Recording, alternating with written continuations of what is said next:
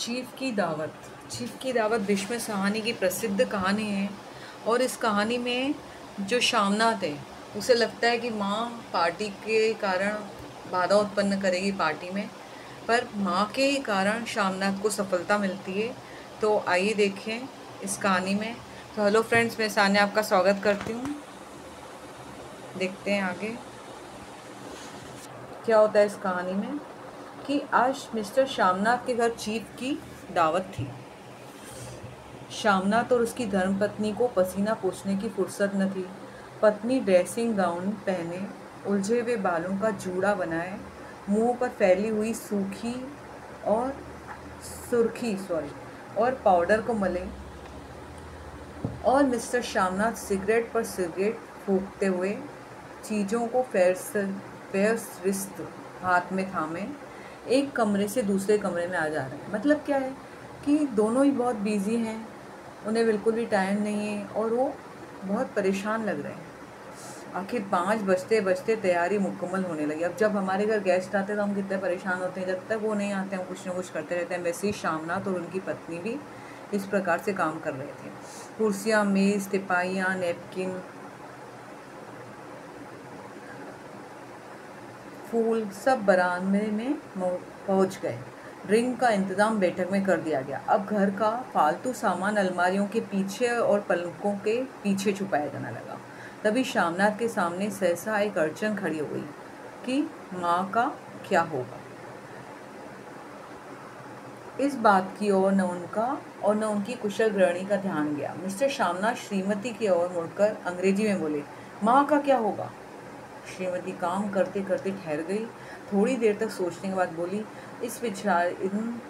इन्हें पिछवाड़े इनकी सहेली के घर भेज दो, रात भर बेशक वहीं रहे, कल आ जाए। देखो माँ के लिए उनकी वाइफ क्या कह रही है कि इन्हें अपनी सहेली के घर भेज दो। अब आगे देखते हैं वो क्या कह रहे हैं।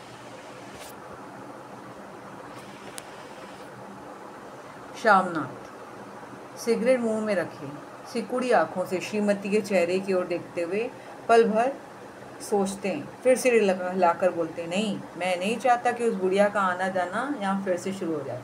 अब जो माँ की सहेली है वो भी बूढ़ी ही होगी, पर मिस्टर शामनाथ नहीं चाहते थे कि उनकी सहेली फिर से घर में आना लग जाए। पहले ही बड़ी मुश्किल से बंद किया था। माँ से कहो कि जल्दी खाना खाकर शाम को अपनी कोठरी में चली जाए। मेहमान कहीं 8 बजे आ जाएंगे, इसके पहले ही अपने काम से निपट लें। मतलब मिस्टर जो शामनाथ थे वो अपनी माँ की बिल्कुल भी रिस्पेक्ट नहीं करते थे। वो कह रहे थे कि आप अपनी माँ को कहिए कि भाई जल्दी से खाना पीना करके अपनी कोठरी में चले जाए। सुझाव ठीक था, दोनों को पसंद आया, मगर फिर सहसा श्रीमती बोली मतलब शामनाथ की पत्नी बोली। यहाँ शामनाथ की पत्नी का कोई नाम नहीं दिया हुआ है।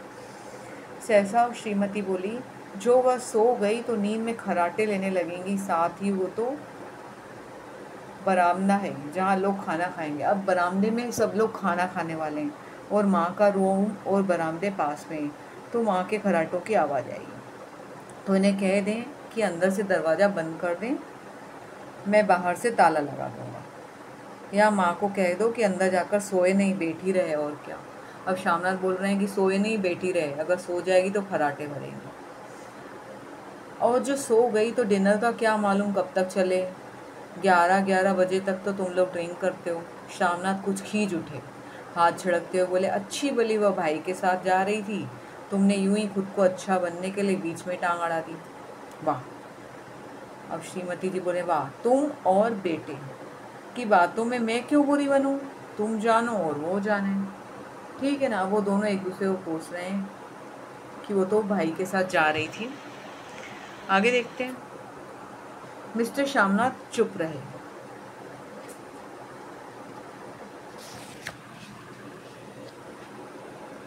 मिस्टर शामनाथ चुप रहे। यह मौका बहस का नहीं था, समस्या का हल ढूंढने का था। उन्होंने घूमकर माँ की ओर देखा। कोठरी का दरवाज़ा बरामदे में खुलता था। बरामदे की ओर देखते ही झट से बोले, मैंने सोच लिया, और उन्हीं कदमों से माँ की कोठरी के बाहर जा खड़े हुए। माँ दीवार के साथ एक चौकी पर बैठी थी, दुपट्टे में मुंह सिर लपेटे माला जप रही थी। सुबह से तैयारी होती देख माँ का भी दिल धड़क रहा था। बेटे के दफ्तर का बड़ा साहब घर आ रहा था। सारा काम सुबीते से चल रहा था। ठीक है, माँ को भी डर लग रहा था कि सुबह से तैयारी हो रही है, अब साहब आने वाले हैं, तो चीफ आने वाले हैं ना। माँ, आज तुम खाना जल्दी खा लेना, मेहमान लोग 7:30 बजे तक आ जाएंगे। माँ ने धीरे से मुंह पर से दुपट्टा हटाया और बेटे को देखते हुए कहा कि आज मुझे खाना नहीं खाना बेटा, तुम जानते हो मांस मछली बने तो मैं कुछ नहीं खाती। जैसे भी हो अपने काम से जल्दी निपट लेना। अच्छा बेटा। ठीक है ना, वो कह रहे हैं कि आप जैसे भी हो अपने काम से निपट लेना। अब आगे क्या बोल रहे हैं? और माँ, हम लोग पहले बैठक में बैठेंगे, उतनी देर तुम बरामदे में बैठना,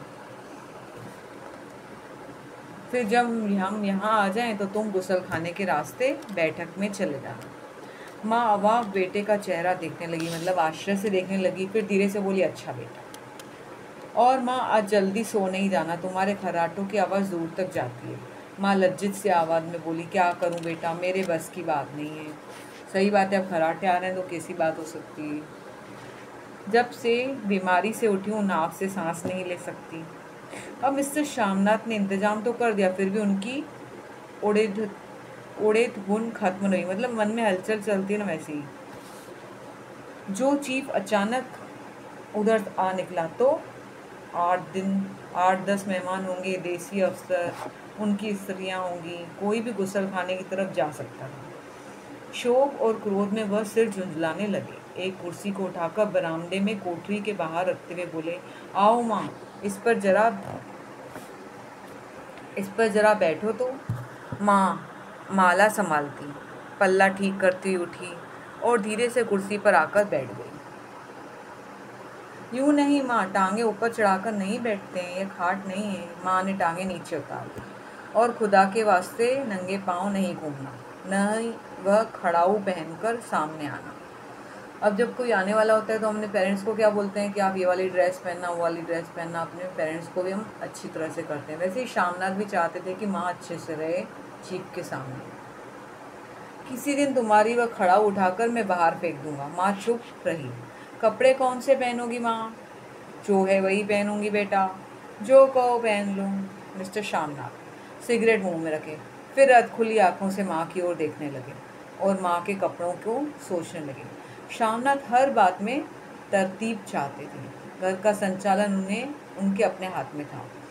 खूटियाँ कमरों में कहीं लगाई गई, बिस्तर कहाँ पर बिछे, किस रंग के पर्दे लगाए जाए, मतलब सारा का सारा इंतजाम मिस्टर श्यामनाथ देख रहे हैं कि घर की डेकोरेशन कैसे होगी, श्रीमती कौन सी साड़ी पहनेगी, मेज किस साइज़ की होगी। श्यामनाथ को चिंता थी कि अगर चीफ का साक्षात माँ से हो गया तो वे लज्जित नहीं होना पड़े। माँ को सिर से पाँव तक देखते हुए बोले, तुम सफ़ेद कमीज और सफ़ेद शलवार पहन लो। माँ, कौन सा कलर? सफ़ेद कलर की समीज और सलवार। पहन क्या हो तो जरा देखूं। माँ धीरे से उठी और अपनी कोठरी में कपड़े पहनने चली गई। यह माँ का झमेला ही रहेगा।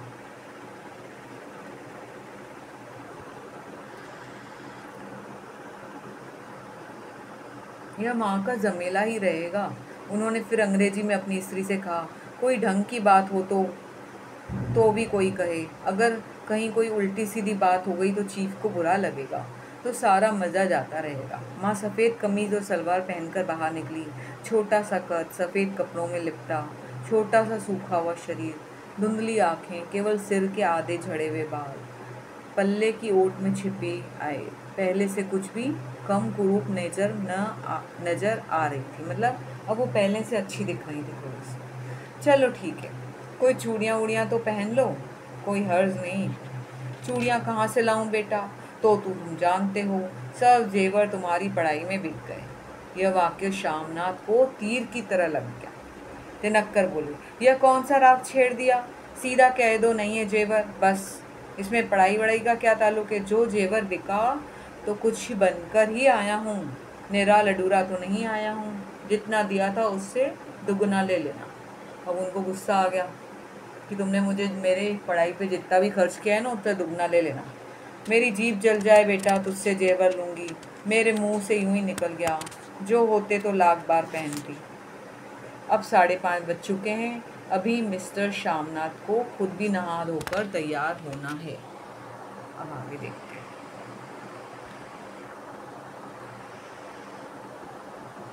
श्रीमती कब के अपने कमरे में जा चुकी थी। शामनाथ जाते हुए एक बार फिर माँ को हिमायत करते गए, माँ रोज की तरह गुमसुम बनकर नहीं बैठे रहना। अगर साहब इधर से आ निकले तो कोई बात पूछे तो ठीक तरह से बात का जवाब दे देना। माँ मैं न पढ़ी लिखी, बेटा मैं क्या बात करूँगी, तुम कह देना माँ अनपढ़ है, कुछ जानती समझती नहीं, वह नहीं पूछेगा। 7 बजते बजते माँ का दिल धक धक करने लगा। अगर चीफ सामने आ गया और उनसे कुछ पूछ लिया तो वह क्या जवाब देंगी। अंग्रेज को तो दूर से ही देखकर वह घबरा उठती थी। यह तो अमेरिकी है। तो चीफ कौन से थे, क्या थे वो? अमेरिकी थे। न मालूम क्या पूछे, मैं क्या कहूँगी। माँ का तो जी चाहा कि चुपचाप पिछवाड़े विधवा सैली के घर चली जाए, मगर बेटे को हुक्म कैसे टाल सकती थी। चुपचाप कुर्सी पर टांगे लटका कर बैठी रही। नेक्स्ट, एक कामयाब पार्टी वह है जिसमें ड्रिंक कामयाबी से चल जाए। शामनाथ की पार्टी सफलता के शिखर छूने लगी थी। वार्तालाप उसी रो में बह रहा था जिस रो में गिलास भरे जा रहे थे। कहीं कोई रुकावट नहीं थी, कोई भी अड़चन नहीं थी। साहब को विस्की पसंद आई। साहब को क्या पसंद आई? विस्की पसंद आई। साहब क्या थे? अमेरिकी थे। मेम साहब को पर्दे पसंद आए, सोफ़ा कवर डिज़ाइन सब पसंद आया, कमरे की सजावट पसंद आई। इससे बढ़कर क्या चाहिए। साहब तो ड्रिंक के दूसरे दौर में ही चुटकुले और कहानियाँ कहने लग गए थे। दफ्तर में जितना रोब दबते थे, यहाँ पर उतने ही दोस्त जैसे हो रहे थे। उनकी स्त्री काला गाउन पहनी थी, गले में सफ़ेद मोतियों का हार था और पाउडर की महक से ओत-प्रोत हो रहा था। कमरे में बैठी सभी देसी स्त्रियाँ की आराधना का केंद्र बनी हुई थी। बात बात पर सिर हिलाती थी। शामनाथ की स्त्री से तो ऐसे बातें कर रही थी जैसे उनकी पुरानी सहेली हो। नेक्स्ट देखते हैं। और इसी रो में पीते पिलाते 10:30 बज गए। वक्त गुजरता गया, पता ही नहीं चला। आखिर सब लोग अपने अपने गिलासों में आखिरी घुट पीकर खाना खाने के लिए उठ ही रहे थे और जैसे ही बाहर बैठक से निकले, आगे आगे शामनाथ रास्ता दिखाते हुए, पीछे चीफ और दूसरे मेहमान। बरामदे पहुँचे शामनाथ सहसा ठिठक गए। जो दृश्य उन्होंने देखा उससे उनकी टांगें लड़खड़ा गई। क्षण भर में सारा नशा गायब हो गया। बरामदे में कोठरी में बाहर माँ अपनी कुर्सी पर जो की त्यों बैठी है, मगर दोनों पांव कुर्सी की सीट पर रखे हुए हैं। सिर दाएं से बाएं हैं, बाएं से दाएं झूल रहा है। मुंह से लगातार गहरे खर्राटे की आवाज़ आ रही थी। अब माँ को नींद आ गई है भाई, इतनी देर हो गई है। जब सिर कुछ देर के लिए टेढ़ा होकर एक तरफ को थम जाता तो खर्राटे और भी गहरे हो जाते। फिर जब झटके तो नींद टूटती। सिर दाएं से बाएं झूलने लगा। पल्ला सिर पर से खिसक गया और माँ के झड़े हुए बाल आधे गंजे सिर पर अस्त व्यस्त बिखर गए। देखते ही शामनाथ हो उठे। जी चाहा कि माँ को धक्का देकर उठा दूं, पर उन्हें कोठरी में ढकेल दूं, मगर ऐसा करना संभव नहीं था। देखो शामनाथ कितने बुरे हैं, माँ को धक्का देना चाहते हैं। और चीफ और बाकी मेहमान भी पास खड़े थे। माँ को देखते ही देसी अफसरों की कुछ स्त्रियां हंसने लगी। इतने में चीफ ने धीरे से कहा, पुअर डियर। माँ हड़बड़ाकर उठ बैठी। सामने खड़े इतने लोगों को देखकर ऐसी घबराई कि कुछ कहते ही नहीं बना। झट से पल्ला सिर पर रखती हुई खड़ी हो गई और ज़मीन को देखने लगे। उन्हें शेमफुल लग रहा है कि सब लोगों ने मुझे देख लिया खराटे बढ़ते हुए। उनके पाँव लड़खड़ाने लगे, हाथों की उंगलियां थरथर कांपने लगी। देखो बूढ़ी माँ है तो कांपेगी सही, पर शामनाथ का बिहेवियर कैसा है। नेक्स्ट देखते हैं।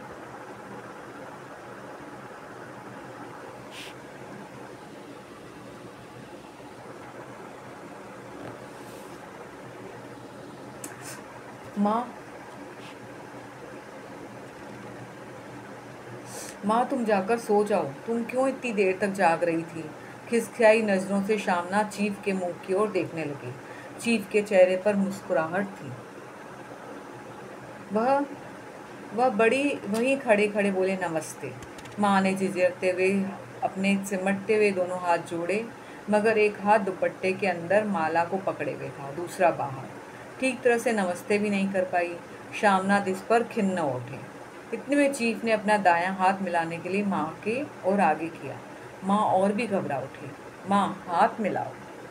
पर हाथ कैसे मिलाती? दाएं हाथ में माला थी। घबराहट से माँ ने बायां हाथ ही साहब के सामने रख दिया। शामनाथ दिल ही दिल में जल उठे। देसी अफसरों की स्त्रियां खिलखिलाकर हंस पड़ी। यूँ नहीं माँ, तुम नहीं जानती दायां हाथ मिलाया जाता है, दायां हाथ मिलाओ। मगर तब तक चीफ माँ का बायां हाथ ही बार बार हिलाकर कह रहे थे, हाउ डू यू डू। कहो माँ, मैं ठीक हूँ, खैरियत से हूँ।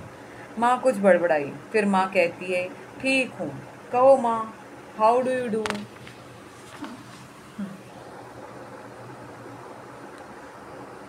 नेक्स्ट।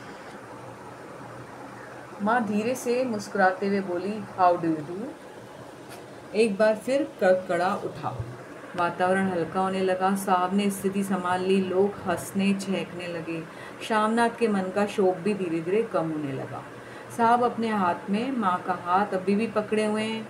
माँ सिकुड़ी जा रही है। साहब के मुंह से शराब की बू आ रही थी। शामनाथ अंग्रेजी में बोले, मेरी माँ गांव की रहने वाली है, उम्र भर गांव में रही है, इसलिए आपसे लज्जाती है, मतलब उनको शर्म आती है आपसे। साहब इस पर खुश नजर आए, बोले, सच, मुझे गांव के लोग बहुत पसंद है। तब तो तुम्हारी माँ गांव के गीत भी गाती होगी और नाच भी जानती होगी। चीफ खुशी के सिर हिलाते हुए माँ को टकटकी बांधे देखने लगे। माँ, साहब कहते हैं कोई खाना सुनाओ, कोई पुराना गीत, तुम्हें तो कितने ही याद होंगे। माँ धीरे से बोली, मैं क्या गाऊंगी बेटा, मैंने कब गाया।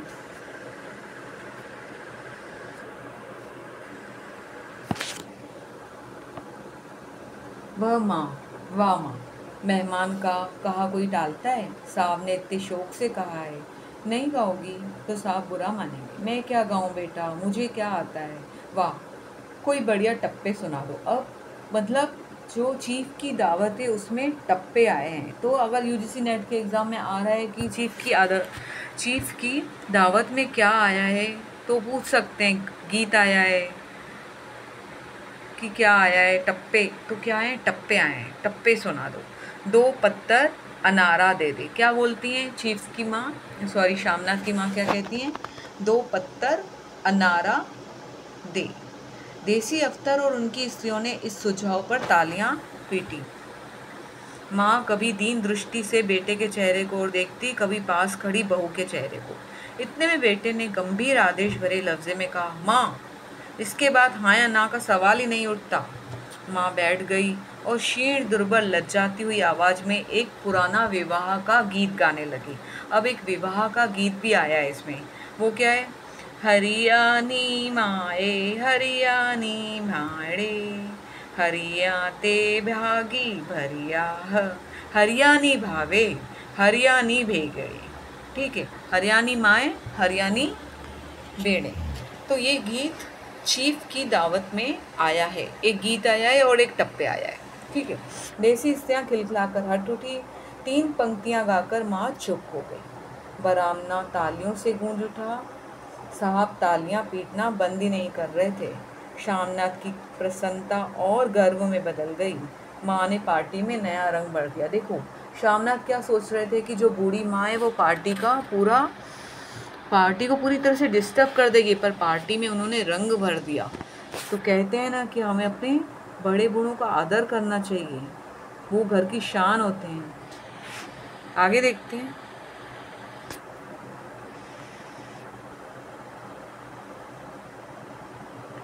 तालियां थमने पर साहब बोले, पंजाब के गांवों की दस्तकारी क्या है। अब वो चीफ पूछने लगने कि पंजाब के जो गांव हैं वहाँ पर क्या, मतलब क्या फेमस क्या होता है, क्या चीज़ मिलती है वहाँ पे।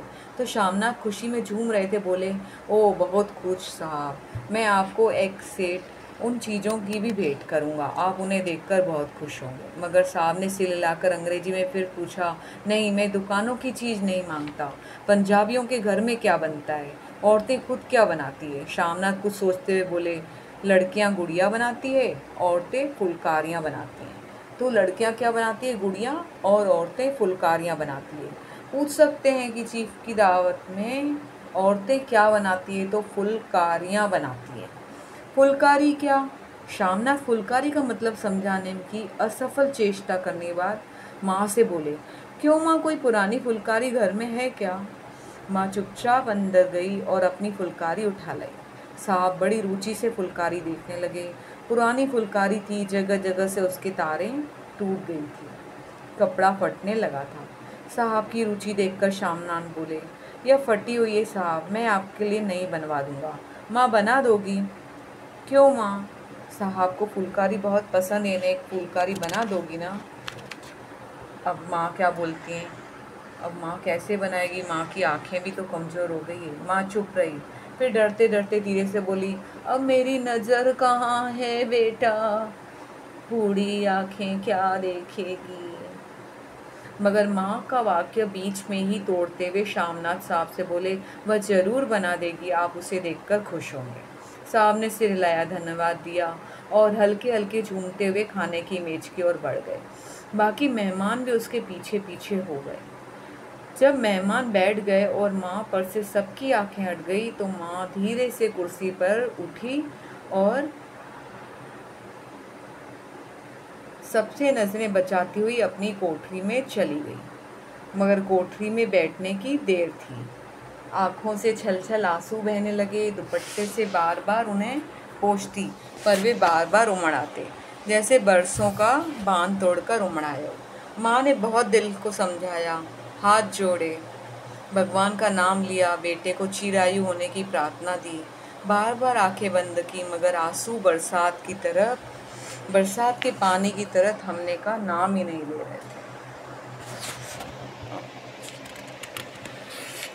थोड़ा सा और है गाइड्स, आगे देखते हैं।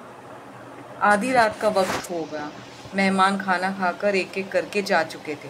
माँ दीवार से सटकर बैठी, आंखें फाड़कर दीवार की ओर देखे जा रही थी। घर के वातावरण में तनाव ढीला हो गया। मोहल्ले की निस्तब्धता शामनाथ के घर पर भी छा चुकी थी। मतलब रात हो गई थी काफ़ी। केवल रसोई में प्लेटों की खनखनों की आवाज़ आ रही। तभी सहसा माँ की कोठरी का दरवाज़ा जोर से खटकाने लगा। माँ, दरवाज़ा खोलो।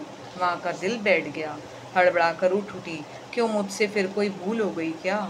माँ कितनी देर से अपने आप को कोस रही थी कि क्यों उन्हें नींद आ गई, क्यों वह उगने लगी, क्या बेटे ने अभी तक क्षमा नहीं किया? माँ उठी और कांपते हाथों से दरवाजे खोला। दरवाज़ा खुलते ही शामनाथ झूमते हुए आगे आए और माँ को आलिंगन से भर दिया। मतलब उनको आलिंगन से भर लिया, उनको गले से लगा लिया। ओ अम्मा, ओ अम्मी, तुमने तो आज रंग ला दिया। साहब तुमसे इतना खुश हुए, क्या कहूँ। ओ अम्मी, ओ अम्मी। देखा, अब उसे पूरी तरह से विश्वास हो गया है कि मेरा तो प्रमोशन हो जाएगा, तो अपनी माँ को बार बार गले मिल रहा है। कैसा मतलब ये शामनाथ, देखा आपने। आगे देखते हैं। माँ की छोटी सी काया सिमटकर बेटे के आलिंगन में छिप गई। माँ की आंखों में फिर से आंसू आ गए। उन्हें पोंछती हुई धीरे से बोली, बेटा तुम मुझे हरिद्वार भेज दो, मैं कब से कह रही हूँ। अब देखो माँ बोल रही कि तुम मुझे हरिद्वार भेज दो।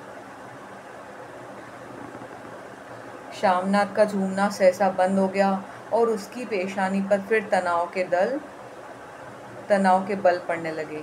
उनकी बाहें माँ के शरीर पर से हट गई। क्या कहा माँ, यह कौन सा राग तुमने फिर छेड़ दिया? शामनाथ का क्रोध बढ़ने लगा और बोलते गए, तुम मुझे बदनाम करना चाहती हो ना माँ, तुम जानबूझकर हरिद्वार जाकर बैठना चाहती हो ताकि दुनिया कहे कि बेटे ने माँ को अपने पास नहीं रखा।